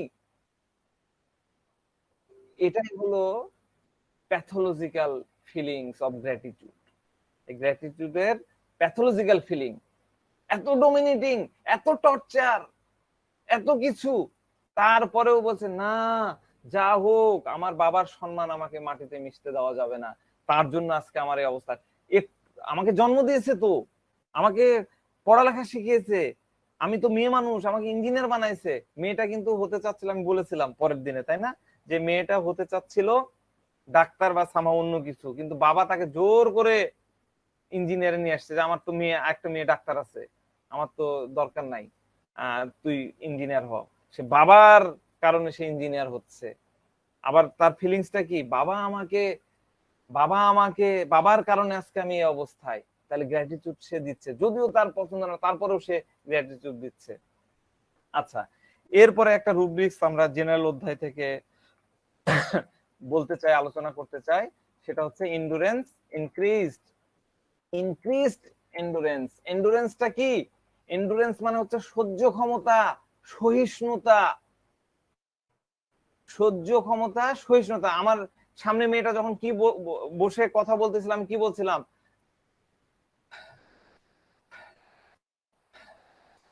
মেয়েটা এরকম করছিল কিনা আমি তো বলেছিলাম, দেখাইছিলাম, মেয়েটার শ্বাস অনেক ভারী ছিল, তার দমটা অনেক মোটা ছিল, তারপরেও সে কি ছিল, কুল এবং ক্লাম ছিল। আমি তাকে বলছিলাম যে আপনার শ্বাস তো বেশ ভারী মনে হচ্ছে, আপনি নিঃশ্বাস নিচ্ছেন তো খুব ভারী ভারী, দম ফেলছেন তো ভারী ভারী। এইটা সহ্য করেও সে কিন্তু আমার সামনে বসেছিল। তো পেইন বিয়ারিং ক্যাপাসিটি টিটিকাম ভালগারিস এর খুবই স্ট্রং। দেখলেন 5 বছর ধরে বাবার একদম ডোমিনেশন, সবকিছু সে সহ্য করছে 5 বছর ধরে। খুবই হাই ক্যাপাসিটির পেন বিয়ারিং ক্যাপাসিটি, খুবই হাই। আপনি ফিজিশিয়ান বা আমি ফিজিশিয়ান হিসাবে দেখতে পাচ্ছি যে তার শ্বাসকষ্ট হচ্ছে, তারপরেও সে কুল, তারপরেও সে ক্লাম, সে পরিস্থিতিটাকে খুব সহজে ট্যাকেল করছে, হ্যান্ডেল করছে, খুব ইজিলি হ্যান্ডেল করছে। তার ফাদারের বিষয়টাকেও সে কিন্তু ইজিলি হ্যান্ডেল করতেছে। তো এই ইজিলি হ্যান্ডেল করাকে আমরা কি বলি? সবকিছু খুব ইজিলি নেওয়া। আমি রুব্রিক শিখাইছিলাম আর্নিকা পড়াতে, যে মনে আছে, খুব ইজিলি সবকিছু নিচ্ছে। কি এটা, কি ফিলিং? ফিলিং। আর্নিকা মনে হয় আবার আলোচনা করতে হবে, ভুলে গেছেন। ফিলিং, খুব ফিলিং। মজা আ গায়া না, আমরা বলতেছি মজা, খুব মজা পাচ্ছি, ফিলিং। তো আমার বাবা যদি ডোমিনেটিং করে তো কি হয়েছে, আমার বাবা যদি আমাকে পেটায় কি হয়েছে, ফিলিং এর কথা বলতেছি। আমার বাবা যদি আমাকে মারে, আমার বাবা যদি হিট করে কি হয়েছে, আমার বাবা যদি ওই ছেলের সাথে বিয়ে না দিতে চায়, আমার বাবা যদি আমাকে এভাবে বসায় রাখে, একবার বললো না, আমার বাবা যদি এভাবে বসায় রাখে, রাখুক, তাতে কি এসে যায়, আমি তো আমার লাইফ নিয়ে ঠিকই আছি, ইটস ওকে। এটাই হলো ইটস ফিলিং।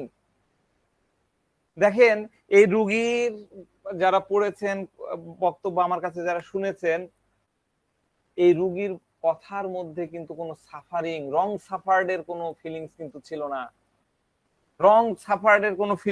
না। আপনারা যারা যারা এই কেসটাকে কার্সিনোসিন বলেছেন, এখানে আউট হয়ে যাবে।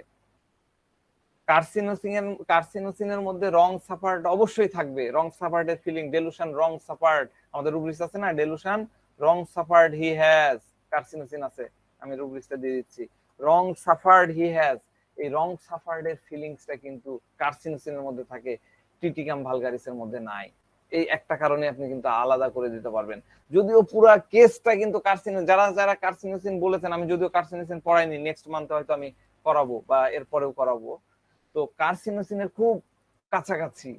কার্সিনোসিন কি করে, সবসময় হাসি খুশি থাকার চেষ্টা করে, হাই স্পিরিটেড, সবসময় অন্যকে দিচ্ছে, অন্যকে হেল্প করছে, মাকে বলা লাগতেছে না, মায়ের রান্নাঘরের কাজ করে দিচ্ছে, বাবাকে প্লিজ করার চেষ্টা করতেছে। কার্সিনোসিনের একটা খুব সুন্দর রুব্রিক্স আছে, আমি একটু পরে বলতেছি।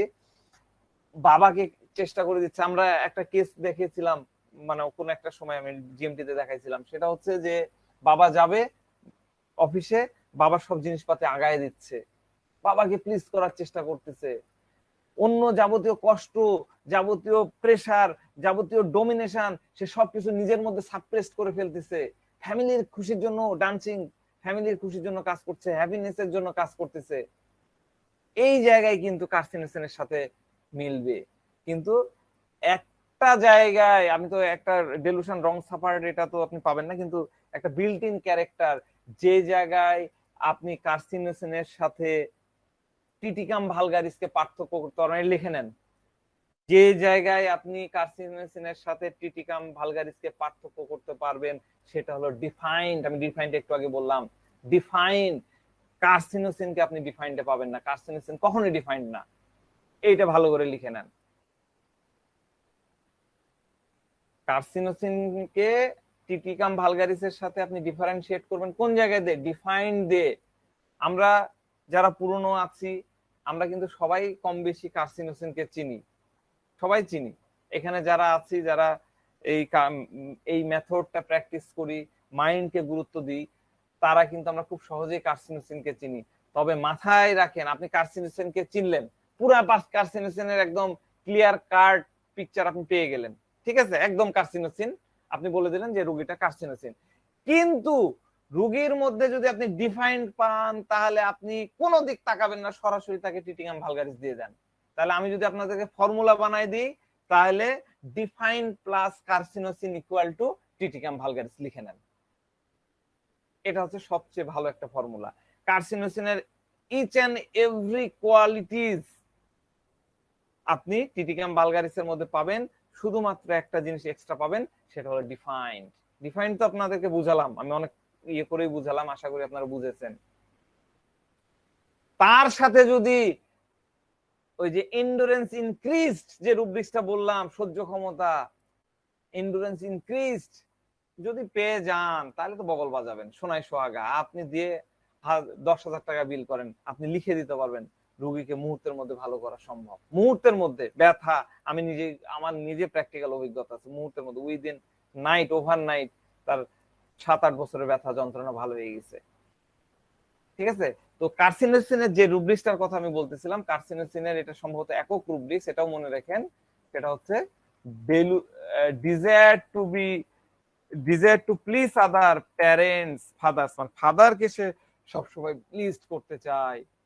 যে হর্তাকর্তা, যে ফাদার মানে সে মাকে করলে হবে না তা না, যে ফ্যামিলিটাকে চালায়, ইনকামিং সোর্স, যার দ্বারা ফ্যামিলি চলে। ধরেন গারো ফ্যামিলি, গারো ফ্যামিলির ফাদারকে, মাটাই হলো গারো ফ্যামিলির প্রধান কর্তা। তাহলে ওই গারো ফ্যামিলিতে যখন মাকে সন্তুষ্ট করতে যায়, সন্তুষ্ট করার জন্য যা যা কিছু করে, সেটা হলো কার্সিনোসিন। এটা মাথায় রাখেন, ঠিক আছে। তো কার্সিনোসিনের বিষয়টা আমরা বুঝলাম, টিটিকাম ভালগারিসের বিষয়টা আমরা বুঝলাম। আজকে ছোট আর খুব বেশি আগাবো না, টিটিকাম নিয়ে আরেকটু আমি বলবো, সেটার জন্য আমি আগামীকালকে বলবো। হ্যাঁ, কিন্তু আমি এই আমাদের শাওন আহমেদ একটা খুব সুন্দর প্রশ্ন করেছে। শাওন আহমেদ প্রশ্ন করলেন কি জানো, বলে গেলাম, হয়ে গেল। হ্যাঁ, পার্সিভারেন্স আর পার্টিনেসিটির মধ্যে পার্থক্য, তাই না? আপনারা সরি, কি পার্সিভারেন্স আর পেশেন্সের মধ্যে পার্থক্য। তাহলে আমরা একটু চেষ্টা করি, পার্সিভারেন্স আর পেশেন্স কি। আমরা পার্সিভারেন্সটা কি জানি? যারা জানেন তারা বলেন, মানে ডিকশনারি দেখে অর্থ বলেন না। পেশেন্স হচ্ছে অধ্যবসায় নাকি? একটু বলেন ভাই, প্লিজ একটু ক্লিয়ার করে বলেন, ডক্টর শামসুজ্জ ভাই। হ্যাঁ হ্যাঁ, অলিউল বাড়ি ভাই বলেন।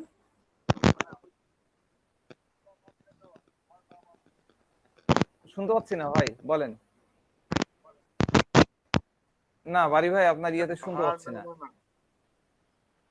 শুনতে পাচ্ছেন? হ্যাঁ, এবার শুনতে পাচ্ছি, বলেন। পার্সিভারেন্স মানে অধ্যবসায় বা চেষ্টা চালিয়ে যাওয়া, হার না মানা, হাল ছেড়ে না দেওয়া, এটা হলো পার্সিভারেন্স। হ্যাঁ, আর পেশেন্স? পেশেন্স যদি আমি বললাম, আর পেশেন্স হলো যে মানে সে ধৈর্য সরি ঘটবে না, সে সবসময় যত কষ্টই হোক, দেরি হোক, সে কখনো অধৈর্য হবে না। আচ্ছা, খুব সুন্দর সুন্দর। পেশেন্স হচ্ছে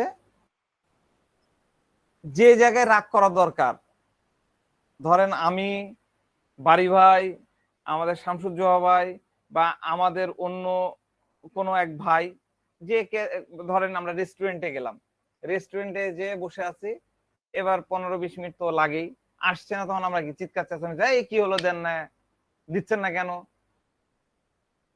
দিচ্ছেন না কেন, এটা দেন, কি হলো এত সময় লাগে, আপনার রিভিউ খারাপ করে দেবো। তাহলে আমার এটা কি হলো, আমার পেশেন্সটা চলে গেল, ইমপেশেন্স হয়ে গেলাম, তাই না? আর আমি বা XYZ যে কেউ 1 ঘন্টা হোটেলে দিতে 1 ঘন্টা দেরি করছে, ফাস্ট ফুডে গেছি 1 ঘন্টা দেরি করছে, আমি কিছুই বলছি না, চুপ করে বসে আছি, আসবে, অর্ডার যখন নিয়েছে তখন তো দিয়েই ছাড়বে। এটা হলো কি, এটা হলো পেশেন্স। শাওন আহমেদ কি বুঝতে পারছেন? জি বুঝতে পারছি। হ্যাঁ, কিন্তু এবার আমি আপনাদের সাথে একটু, স্যার, জি, এই চরিত্রটা শুধু এক জায়গায় থাকবে না, তার সর্বত্র এই ধরনের চরিত্র দেখা যাবে? সব জায়গায় না, দেখেন কিছু কিছু জায়গায়, যেমন ধরেন পেশেন্সের বিষয়টা, পেশেন্স আমি আছি, আমার বাবা বিয়ে দিল না, ঠিক আছে, সেটাকে আমি ইয়ে করলাম, কিন্তু মেনে নিলাম, ঠিক আছে, ধৈর্য ধরলাম, একটা সময় তো বিয়ে দিবে। কিন্তু এই মেয়েটার ক্ষেত্রে দেখেন, 5টা বছর সে ধৈর্য ধরে আছে যে বাবা কখন রাজি হবে, তারপর আমি বিয়ে করব। সে কিন্তু উচ্চবাক্য, সে বলতেছে যে আমার মনে হয় যে আমার ভাই বোনের মতন করলে হতো, কিন্তু সে বাড়িতে কিন্তু সে ইয়ে করছে না। এটাকে আপনি রুব্রিক্স হিসাবে নিবেন, এটা হচ্ছে ডিসপোজিশন, এটাই হচ্ছে ডিসঅর্ডার। অতি ভালো ভালো না, তখন রুব্রিক্সে চলে যায়। এমনি আমি পেশেন্স, আমাকে কিছু বললে আমি অত ইয়ে করি না, এটাকে আমি রুব্রিক্স হিসাবে নেব না। কিন্তু যখন এরকম বাড়াবাড়ি লেভেলে যাবে, তখন আপনি ইয়েতে যাবেন, এটাকে রুব্রিক্স হিসাবে যাবেন। এবার আমি আপনাদের মাথাকে একটু ঘুরাই দিই, সেটা হচ্ছে যে বেসিক্যালি পেশেন্স আর পার্সিভারেন্সের মধ্যে পার্থক্য হয় না, দুটো দুই জিনিস। বাড়ি ভাইয়ের কথাতে মনে হয় ক্লিয়ার হয়ে গেছেন। আপনাদের বোঝার, মানে বোঝার জন্য, ভুলের জন্য বলবো না, আপনাদের বোঝার চেষ্টা করার কমের জন্য আপনার দুটো জিনিসকে মানায় ফেলেছেন। আমার সাথে, আমি ডক্টর কাউসার, আমার সাথে ডক্টর হাসানুজ্জামানকে আপনি মিলাতে পারবেন না। হ্যাঁ, যদি হোমিওপ্যাথিক অ্যাঙ্গেলে ইয়ে করতে চান তাহলে মিলাতে পারবেন, কিন্তু মিলাতে পারবেন, উনি ঢাকার বাসিন্দা, উনি দেখতে সুন্দর, ফর্সা, লম্বা, ওনার অ্যাটিটিউড আলাদা, আমার ওইভাবে মিলাতে পারবেন। একই গোত্রীয় না, গোত্রীয় হলো না, উনি BHMS, আমি DHMS, গোত্রীয় হলো না। কিন্তু একই গোত্রীয় কোনটা জানেন? পেশেন্সের, এই কি বলে, পার্সিভারেন্সের গোত্রীয় কে জানেন? কে বলেন তো, কেউ একজন বলেন দেখি। পার্টিনিসিটি। পার্টিনিসিটি, এক্স্যাক্টলি। আক্তার হোসেন ভাই, ধন্যবাদ, আপনি অনেকদিন পরে জয়েন করেছেন, আপনার জন্য আমি আর লম্বা করবো না, শেষ করে ফেলবো। সেটা হলো পার্টিনিসিটি। পার্টিনিসিটি হচ্ছে আপনার পেশেন্সের সাথে, এই সরি, পার্সিভারেন্সের সাথে কাছাকাছি। কিভাবে এটা ডিফারেন্সিয়েটটা জানতে হবে আপনাদেরকে। কিভাবে বলেন তো? পার্সিভারেন্সটা কি? পার্সিভারেন্সের মধ্যে একটা গোল থাকে, একটা গোল, একটা লক্ষ্য থাকে। ভালো করে এটা মাথায় রাখেন এবং লিখে নেন। পার্সিভারেন্সের মধ্যে একটা গোল, লক্ষ্য থাকতেছে। ফেল করা সত্ত্বেও আমি হাল ছেড়ে দিচ্ছি না, আমি ফাইট করতেছি। রবার্ট ব্রুশোর কথা মনে করেন, রবার্ট ব্রুশের গোল কি ছিল? আমাকে যুদ্ধকে জয় করতে হবে। রবার্ট ব্রুশো কি করছে? আমি পার্সিভারেন্সের উদাহরণে রবার্ট ব্রুশের নাম নিয়েছিলাম। আমি পার্সিভারেন্স অনেক আগে পড়েছিলাম, আপনাদের কারো মনে আছে কিনা জানি না। পার্সিভারেন্সে রবার্ট ব্রুশো কি করেছিল? 6 বার সে গুহায় হারে, গুহায় যায়, হারে গুহায় যায়, 6 বার হারে গুহায় যায়, আবার যুদ্ধে যায়। এই যে সে লেগেছিল, 7ম বারে সে জয়ী হয়েছে। এটা কি? এটা হলো পার্সিভারেন্স। পার্সিভারেন্স না, এটা হলো পার্সিভারেন্স। আমি হাল ছাড়লাম না, আমি আমার লক্ষ্যে পৌঁছানোর জন্য বারবার চেষ্টা করতে থাকলাম। বারবার চেষ্টা করতে করতে আমি যুদ্ধ করলাম, যুদ্ধ করে আমি জিতলাম, জয় করে নিলাম, রাজ্য জয় করলাম। এটা হলো পার্সিভারেন্স। পার্সিভারেন্সের ব্যক্তির আশেপাশে যে আইপিআর থাকে, এনভায়রনমেন্ট থাকে, মানুষ কিন্তু অ্যাপ্রিসিয়েট করে। দেখেন আজও আমরা যখন অধ্যাবসায় আপনারা ভাব সম্প্রসারণ পড়েছেন কিনা জানি না, আমরা কিন্তু ছোটবেলায় পড়েছি, অধ্যাবসায় রচনা পড়েছি, তাই না? অধ্যাবসায় আমরা কিন্তু রবার্ট ব্রুশোর কথা লিখতাম। অধ্যাবসায় রবার্ট বুশোর কথা লিখছি মানে কি আমরা রবার্ট বুশোর এই অ্যাটিটিউডকে আমরা কিন্তু অ্যাপ্রিসিয়েট করতেছি, আমরা করতালি দিচ্ছি, বাহ ভেরি গুড ওয়েল ডান, সে খুব ভালো করেছে, সে ভালো করেছে। 6 হারার পরে সে 7ম বারে যুদ্ধ করে দেশ জয় করেছে, এটা সবাই কিন্তু পজিটিভলি নিয়েছে, এটা হলো পার্সিভারেন্স। কিন্তু পার্টিনিসিটির ক্ষেত্রে কি হচ্ছে, পার্টিনিসিটির ক্ষেত্রে হয় কি এনভায়রনমেন্ট, আশেপাশের লোকজন তার উপরে অ্যানয়েড থাকে, তার উপরে বিরক্ত থাকে, আবার প্রতিদিনের কাজ বক করা। আমি দেখি সামনের দিন আমি 2-1টা কেস বলবো, আরো 2-1টা কেস বলবো আপনাদের এই টিটিকাম ভালগারিসটা বোঝানোর জন্য। বাচ্চা এসে বলে যে বাবা চকলেট দাও, আইসক্রিম দাও, চিপস দাও, অমুক দাও, তমুক দাও, বারবার একই কথা। হ্যাঁ, এই মেয়েটা কি করছিল, বিয়ে দাও, বিয়ে করো বাবা প্লিজ, বাবা বলতেছিল না প্লিজ বাবা প্লিজ মা আমি বিয়ে করব, আমি ছেলেকে বিয়ে করব, প্লিজ করবো। এনভায়রনমেন্ট কি বাপ মা তার উপর বিরক্ত, বাবা মা বিরক্ত হয় না, তো তোর বিয়ে দেবো না, তুই বসে থাক। 5 বছর সে বসে আছে, বাবা মা তারপরে অ্যানয়েড। এই জন্য এটা পার্সিভারেন্স হলো না, এটা পার্টিসিনেটি। এনভায়রনমেন্ট যদি প্রাউড ফিল করে, এনভায়রনমেন্ট যদি তাকে অ্যাপ্রিসিয়েট করে, তাহলে হবে পার্সিভারেন্স। পার্সিভারেন্স হচ্ছে খুবই পজিটিভ রুব্রিক্স, খুবই পজিটিভ রুব্রিক্স। আর পার্টিনিসিটিতে আক্ষরিক অর্থে নেগেটিভ। আপনারা যদি পার্টিনিসিটি রুব্রিক্সটা দেখেন তাহলে ওখানে পাবেন লাইকোপোডিয়াম, স্টামোনিয়াম, ড্রসেরা, এরকম আরো মেডিসিন আছে। এ কি করে লাইকোপোডিয়াম, দুনিয়ার থার্ড ক্লাস একটা পার্সন আমরা লাইকোপোডিয়াম পড়বো দেখবেন, ঠিক আছে। ড্রসেরা, স্টামোনিয়াম কি ডেলিরিয়াম ক্রাইং করতেছে, ডেলিরিয়াম করতেছে, ডেলিরিয়াম ক্রাইং তো আপনার শুনতে ভালো লাগবে না। ডরসেরা কি, ডরসেরা হচ্ছে কার্নিভরাস, মাংসাশী, কিলিং অ্যাটিটিউড থাকে, হত্যার মনোভাব থাকে, হ্যারেসিং, ঘেউ ঘেউ করে, বার্কিং এর মধ্যে আছে, দেখেন বার্কিং, এইরকম নেগেটিভ। শুধুমাত্র এই পার্টিনিসিটির মধ্যে শুধুমাত্র আপনি এই টিটিকাম ভালগারিসকে ভালো মানুষ পাবেন, পজিটিভ শেডের মানুষ পাবেন, বাদ বাকি যতগুলো মেডিসিন আছে সবগুলো হলো নেগেটিভ।